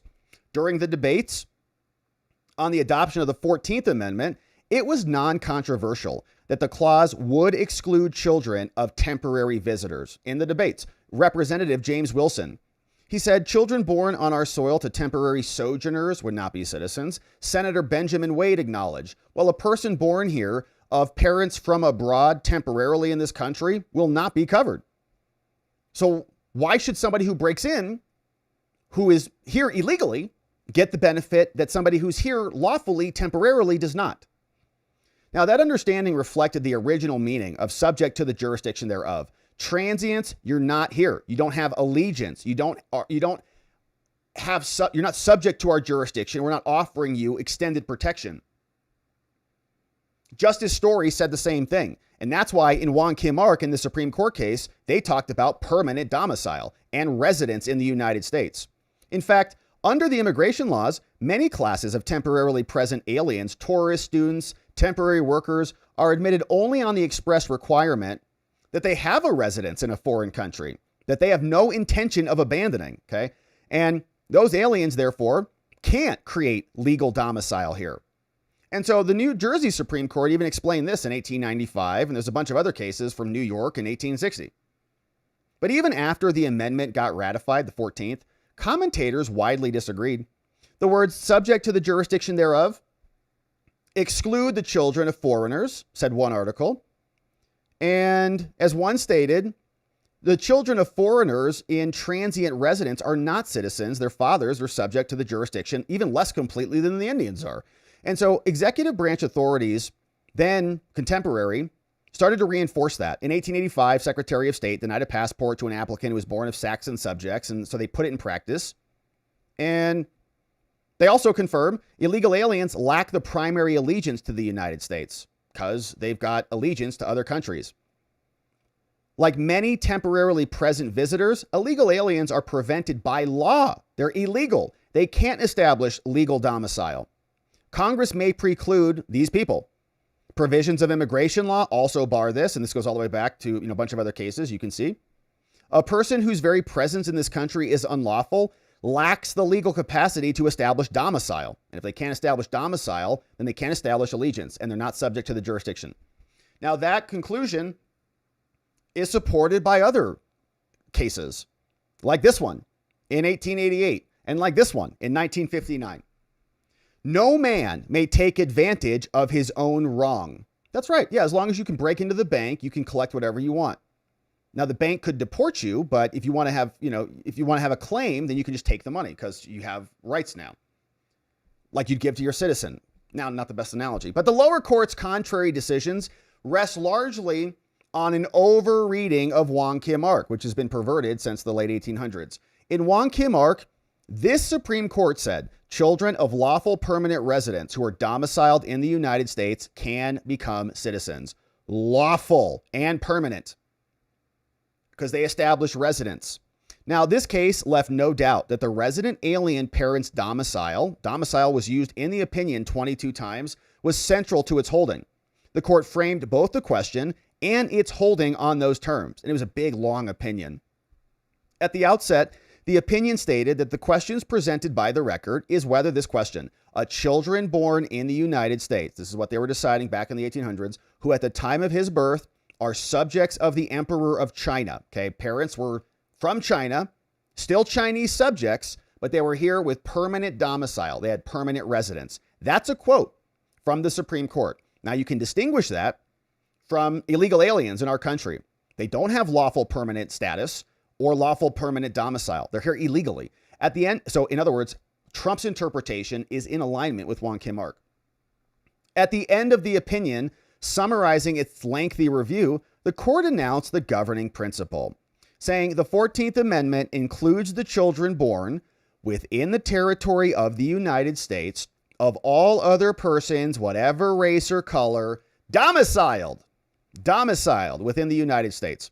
Every citizen or subject of another country, while domiciled here, is within the allegiance and the protection and consequently subject to the jurisdiction of the United States. So they're here legally. Then, at the opinion's conclusion, the court stated that it had determined a single question. Is that baby a citizen? And they said, yes, even though mom and dad are still subjects of the Emperor of China, officially, they have also a permanent domicile and residence in the United States. And that is a quote from the case. Now, in fact, Wong Kim Ark implies that illegal aliens are excluded from the Citizenship Clause. It states that aliens are entitled to the protection of and owe allegiance to the United States so long as they're permitted to reside here. Illegal aliens are not permitted by the United States to reside here, and thus their children are excluded. So other attempts by the left to read Wong Kim Ark more broadly are mistaken. They try to extend this decision beyond the actual decision. Wong Kim Ark even opposed them. It warned, saying general expressions in every opinion are to be taken in connection with the case in which those expressions are used. And don't extend this judgment. Like, in other words, don't misinterpret this. Moreover, the emphasis on domicile and permanent residence was critical to the holding of the case. Supreme Court observed it was about domicile. They said, so long as they're permitted to reside here, okay, subjecting themselves to the lawful authority of the United States. But by contrast, other statements that are being extrapolated out of this were not even said in the case. The opinion cited few, if any, judicial authorities, and a bunch of other interpretations are just dictum, okay, which is just meaningless fluff in an opinion. And therefore, there's even dicta within dicta. Accordingly, statements in Wong Kim Ark that suggest a broader interpretation are not even a part of the actual final holding, and it makes no sense anyways. If you go back to the British, they're not even doing this either. And they're trying to extrapolate this from the British, and a broader interpretation of this would extend this to other incongruent and overrule other incongruent holdings. After Wong Kim Ark, the court continued to treat domiciled Chinese residents differently. But contemporary practice also weighs against the broader interpretation. In fact, the DOJ in 1910, they explained that it has never been held that the mere act of a birth of a child on American soil is a citizenship. That's a 1910 DOJ decision.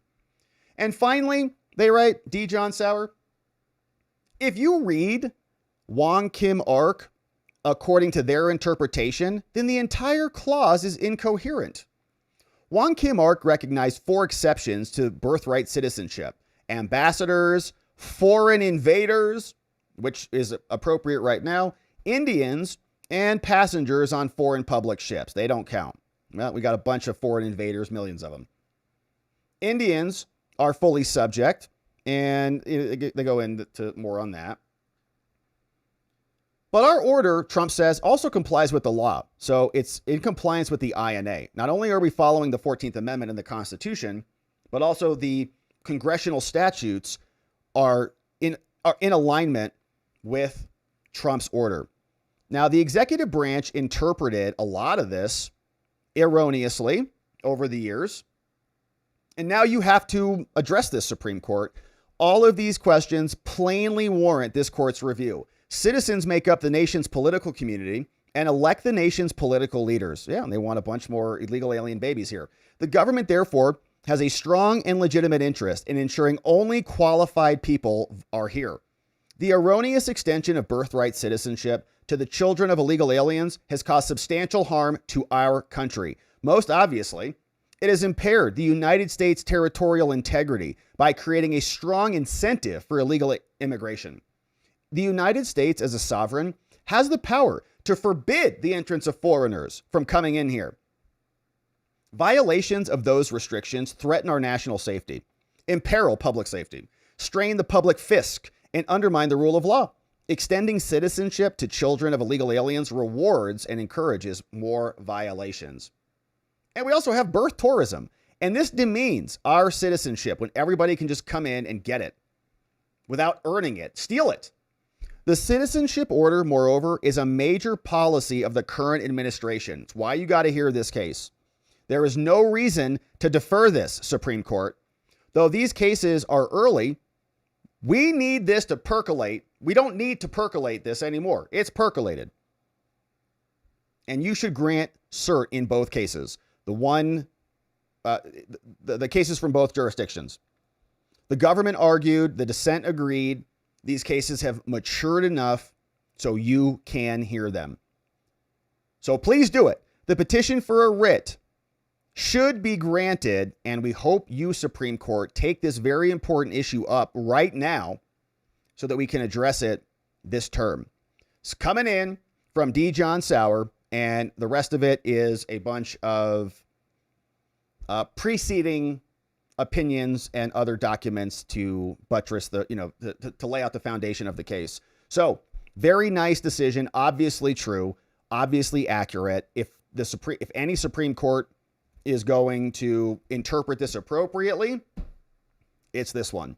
So we're excited to see, of course, where this goes. And somebody else who is not here or not going to be here, hopefully, for much longer is Kilmar Abrego Garcia. And you remember what he looks like. Let's do a refresh. There he is right there. And he is now losing another appeal. So he filed an emergency motion back in August. Remember when they brought this dude back? He said, well, I just got back, so now I can apply for asylum again since I just came into the country again. He already applied for asylum after he was here illegally, and he lost that. But the order was untimely. Oh, you filed your motion seeking asylum 6 years after your immigration proceedings had already been over, beyond the 90-day deadline required. So he wants more due process. He's already had a full hearing. He's already had his appeals and lost. He had senators fly down for him. He had the FBI excuse him when he was trafficking humans across Tennessee. And we're looking forward to seeing him enjoy his time in Eswatini. But we also had Homeland say, with today's ruling, Kilmar's final order of removal stands. This MS-13 gang member, human trafficker, domestic abuser, child predator will never be loose on American streets. His lawyers tried to fight his removal from the U.S., but one thing is certain. This Salvadoran man is not going to be able to remain in our country. He will never be allowed to prey on innocent Americans again. Never forget, the Democrats, Van Hollen, flew to a foreign land on U.S. taxpayer dollars to break bread with this terrorist gangbanger and have margaritas. Visit him in prison.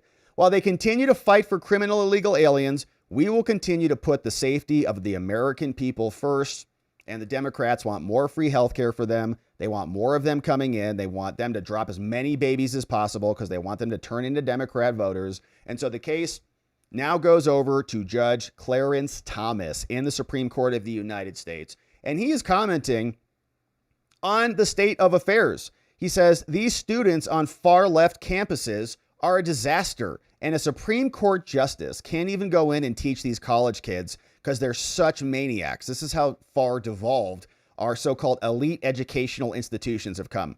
As far as teaching, I love teaching with Judge Max. He does all the work, and I get to sort of just hang around.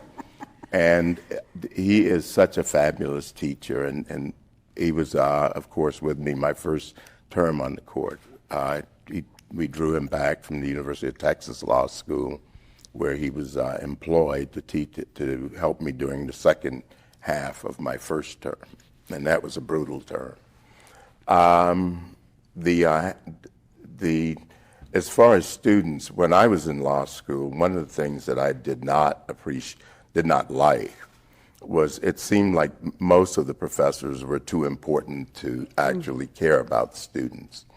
And there were things that made no sense to me in law school. It was as though you were told what to think and you regurgitated it on exams, and you were not encouraged to do the work and think it through and arrive at your own views about that.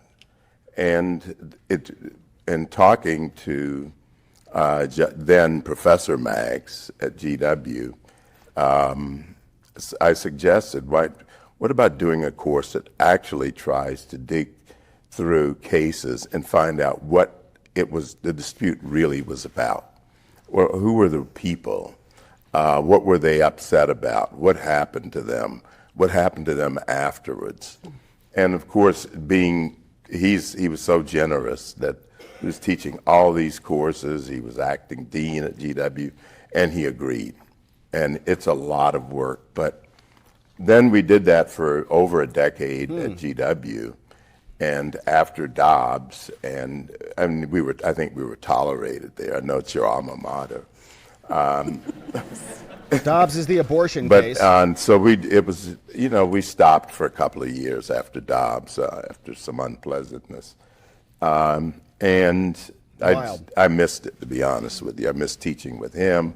I missed the students. There's nothing like the excitement, seeing students figure. The psycho abortion lovers threw out a Supreme Court justice and a black man, which is very racist and bigoted of them. Figured out for themselves that maybe they were told something about a case, and when they dig into it, it's sort of like, again, the originalist stuff. When you dig into it, perhaps some of the doctrines that we use now to dominate law may not have a basis in fact. Exactly right. May not be as forceful when you actually take a look at the case, the context of the case, what they were really arguing about. You ask yourself, perhaps we should, or at least for us, we should do a course on what really happened. And I also thought that students should have a vested interest in it, and they should teach the courses. They should take the lead in courses. They should not be led. They should be an equal partner in this adventure. Sad state of affairs. What a gift it would be to have Clarence Thomas lecture you for 5 minutes in a class, let alone semesters. I mean, what an incredible thing. And they threw him out because they love their abortions and they're mad that he interpreted the Constitution appropriately. And if they love abortion so much, they can go amend the Constitution, or they can go pass a federal statute or something.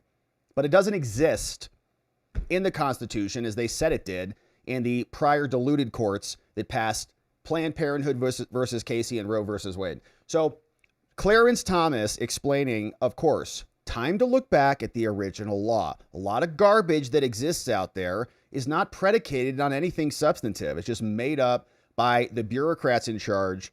And now we're hopeful that that same principle, looking back to actual precedent, looking back to what the text of the Constitution, the text of the law says, and not allowing it to be perverted, hopefully we get that interpretation, that analysis on birthright citizenship knocking on the door of the Supreme Court. So we're going to keep our eye on this one. Thank you for subscribing and joining as we do. All right, my beautiful friends, what a lovely stream it has been. Thank you for being here. Let's see what you say about all of this and more. It is a beautiful day. We got some great comments that are coming in, and let's see what's going on in the house. My friends, thank you for sending all these in. Oh yeah, this one was from this morning. It's Halloween time, so I'm not sure where you can get this. This is from the Democrat Halloween store. Very scary. It's called the Shutdown Schumer.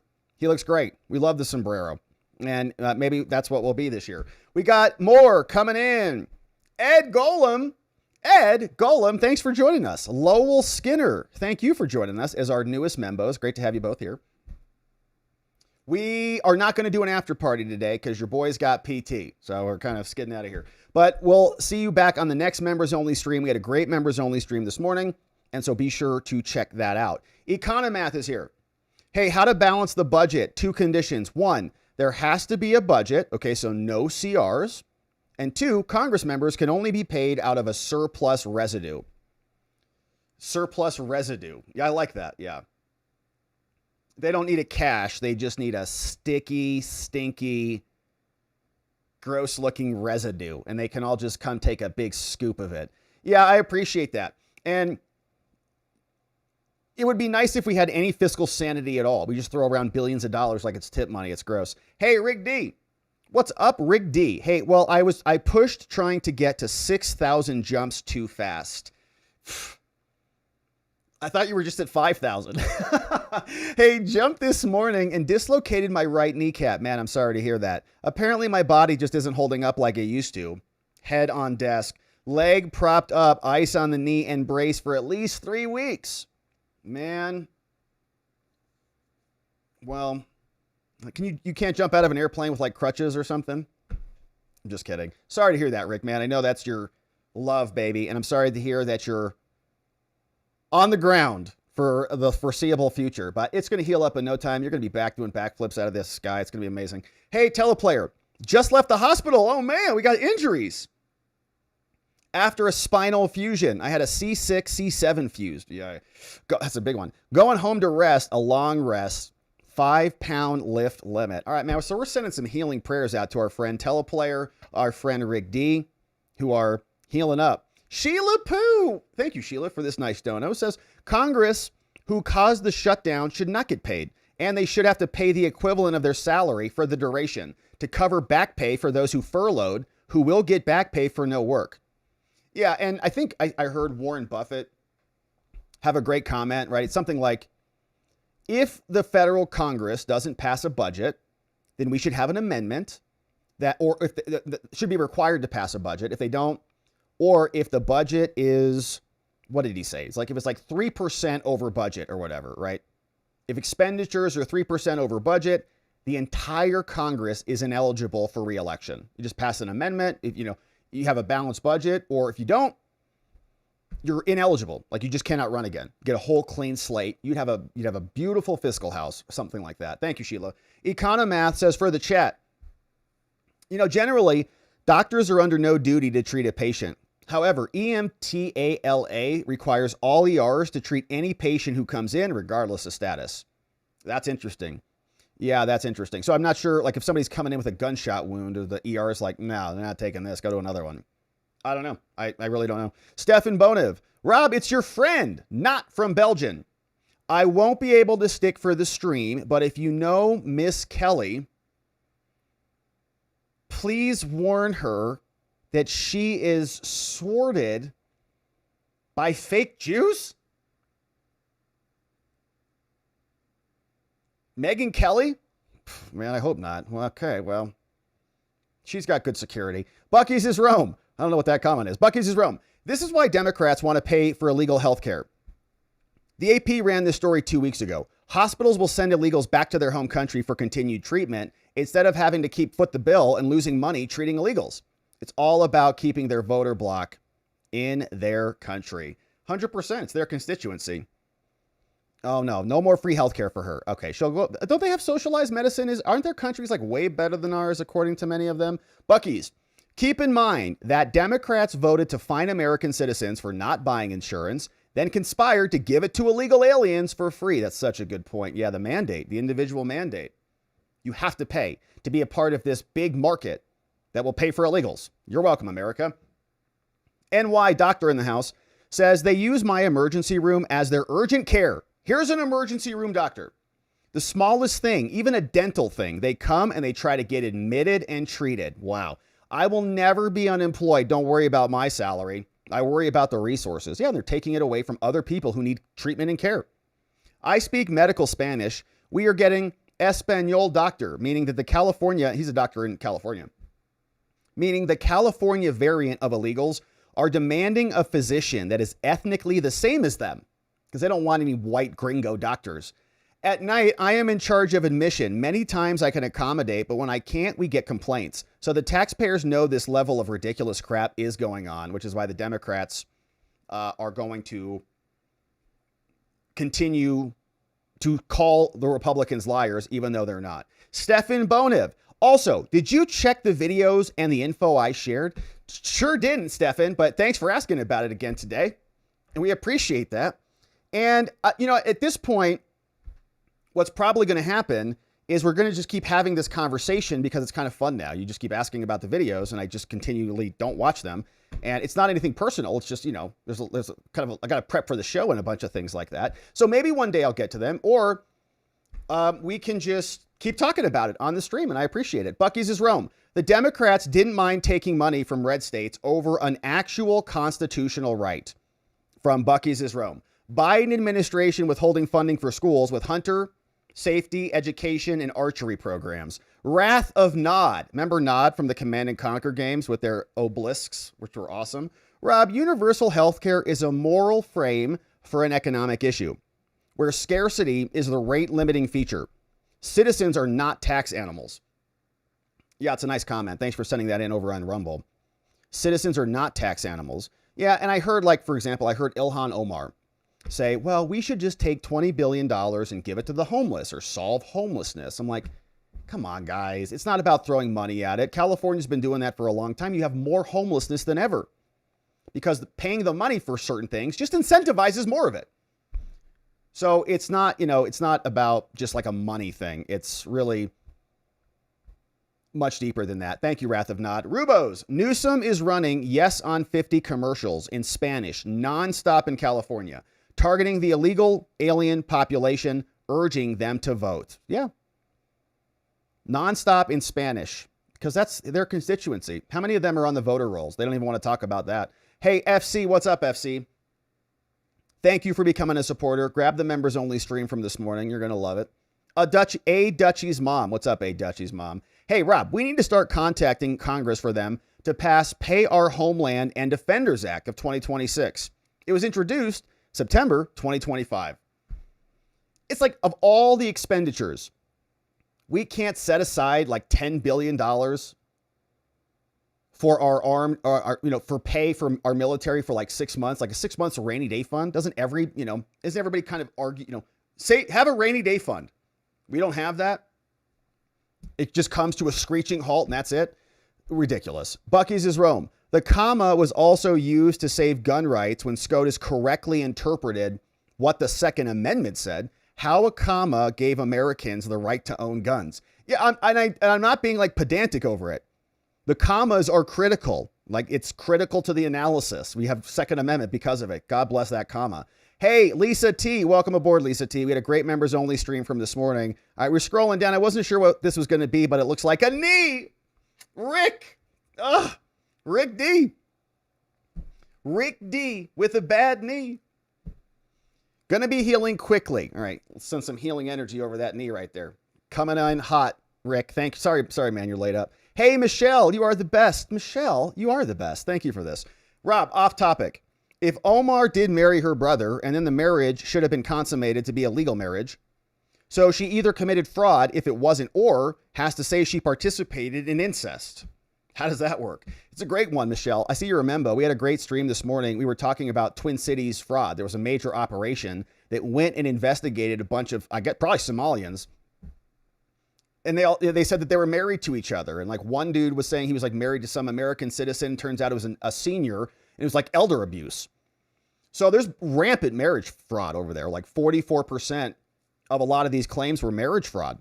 So if Ilhan's lawful basis for being here and it is through a marriage that is illegitimate, then I don't know what her lawful basis is. And I know she's a citizen, but if you're, a naturalized citizen and you are applying to become a citizen, you go through the standard application process, there's all sorts of questions there. And I think the same thing with some others, right? I think it's, there's some others. Who was it? Kami Mamdani?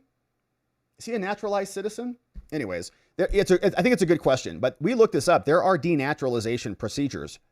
Becoming a citizen does not mean you can commit fraud on your application. And like any other contract, if you got something fraudulently, you're not entitled to keep those benefits. It's not any different. Knox Spearman, happy Thursday, all. Defense attorney in Texas. I remember when non-citizens couldn't even get a driver's license. Maybe a great idea, as they never had driver's ed in their countries and cannot read anything other than universal road signs. Yeah, and many of them don't even have a name given. No name given. That's okay. Here, have a CDL. Yeah, no, drive around gigantic trucks that can eliminate and do eliminate other people in your country because we love illegals. So, Knox, it's ridiculous. Rob, what's up, Rob? Actually, China doesn't accept dual citizens. If a Chinese child is born in the U.S., they would be a U.S. citizen, unless the U.S. law rejects its birthright citizenship. I'm not so sure how it works there, but I have read articles about China using birth tourism in the United States. Hey, Crazy Dude, rating our stream over on the Rumbles. Thank you, Crazy Dude. Shout out to our Crazy Dude friends who are joining us. Lilu Dallas, Multipass. What is the law in the U.S. around codifying an executive order? Do they have to do it within a certain time frame? Or can they just allow the time on the clock to run out? In other words, can they just ignore this? Not really. You'd have a constitutional crisis kind of a thing. Like Trump would say, we're not going to honor the birth certificates, but the states would be granting birth certificates. And so you kind of have this tension between the federal government and the state governments is what I would imagine would happen. And then that would probably get rectified at some point in time. But you'd have a constitutional crisis. They would say Trump is violating an order. He's not counting these. The order came in. So I think he would follow whatever the courts say. Like he wouldn't just ignore it. But the executive orders in the executive branch are governed by the executive branch. So you'll often see that in the executive orders. You'll see Trump saying within 30 days, the DOJ, Pam Bondi have to give us a report. Then within 60 days, they have to do these things. So it's kind of like, it's a memo.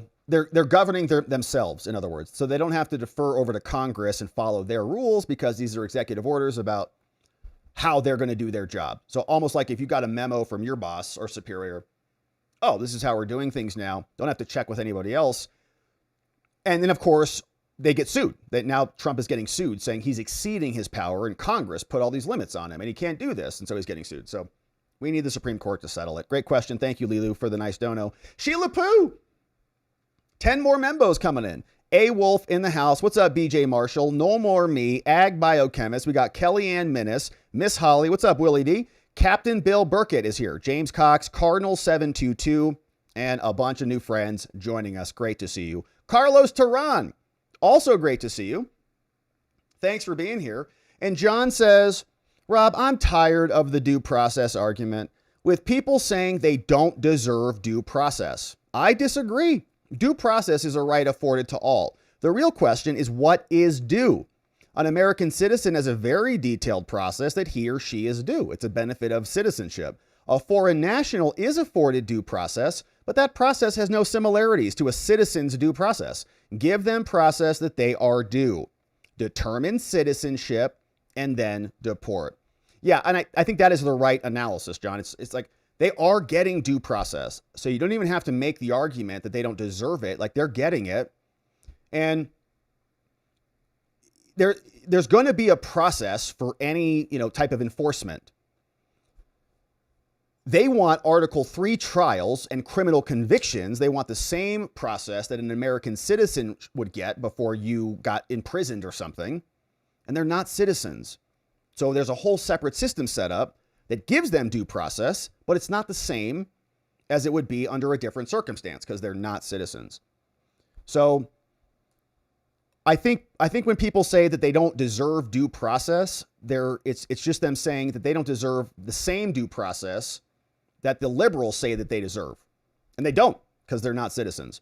And we made the same point with the visa holders and free speech. I'm all for free speech, but why should foreigners come in and claim that they have free speech rights that are above and beyond our right to accept foreigners into our country? It's ridiculous. It's obviously, backwards. Concert chick. Here is some good AI. My 20-year-old hugging his 5-year-old self made from 2 actual photos. That's pretty cool. That's a pretty interesting idea. And that's cool. Well, shout out. Handsome dude and nice looking outfit. Nice looking, was he also graduating from college as a young man? Anyways, NY, we need a fresh look at our governance. How the hell do we have non-citizen federal judges? I don't know if we have non-citizens, but we definitely have foreign-born. So like Judge Amir Ali in D.C. was a Canadian judge, got naturalized in 2019, and now he's overruling the president. Isn't that incredible? From Canada. Gene Crane, just for a giggle, my 5-year-old grandson, Obi. He says, why did Tigger look in the toilet? Because he was looking for poo. Well done, Gene Crane. Shout out to your grandson, Obi. Obi-Wan, joke, Obi. What's up, Deluxe Night? Hey, it's October, everyone. Just a friendly reminder, if you have a yard sprinkler system, to put it on your calendar soon to blow them out. It's going to get cold. They're going to freeze. The Farmer's Almanac is stating it's going to be a cold winter. We will be working on blowing out and draining our farm irrigation system starting next week. 23 irrigation center pivots and main lines from the rivers to the fields. Time to winterize, everybody. Getting close to a much cooler time. And let's see, we got a couple comments on locals, and then we're going to wrap it up on the day, my friends. And of course, we're coming back tomorrow to get into it again. Quick comments from locals. Hey, while remembering all the causes I supported over the decades, Knox says, I decided to search for the first hike against hunger. Lo and behold, your girl is the first full pick in the forefront trying to heal the world since 1970. Are you kidding me, Knox? Is this you right here? You're in here? The Hunger March?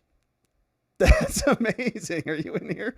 That's awesome. The Hunger March, long hairs and walk hand in hand to feed thousands. You're amazing, Knox. We're grateful for you. Thanks for being here. Hey, Rose for Life. For those who haven't seen it, go to the Democrat DOJ website and look what they've put up there. Democrats have shut down the government. All true. This one, Elliot says, California is the meth lab of democracy. It's not a laboratory. It's a meth laboratory. The Veil says, this is something for the gendering movement to consider. If you're into gendering, Carrie Lake taunts woke reporters at the Iowa State Fair. And Hardened Patriot says, I feel like fraud is the fruit of the poisonous tree when it comes to getting citizenship. Yeah, I mean, if like any other contract, right? If you're fraudulent, you fraudulently embezzle $1 million. If it enters your bank account, like you get to keep it, even though you stole it, no. You got to give that money back. You got to forfeit that. Same with your citizenship. No frauds. All right, my friends, let us leave it there. Your boy's racing on out of here. I've got PT tonight. That's what we're doing. So we're going to come back tomorrow and we're going to get into it again before we wrap it up on the day. Big thanks to our mods and meme smiths. Thank you to Donut, to John, to K-Bean, to Carrie B, to Neuro D, Dog Digger, and Janek. We got Jigum, Elliot, and Just Rhonda all modding the fort down for us, keeping things nice and orderly. Shout out to Doc Master Elliot for flagging the petition that we just read.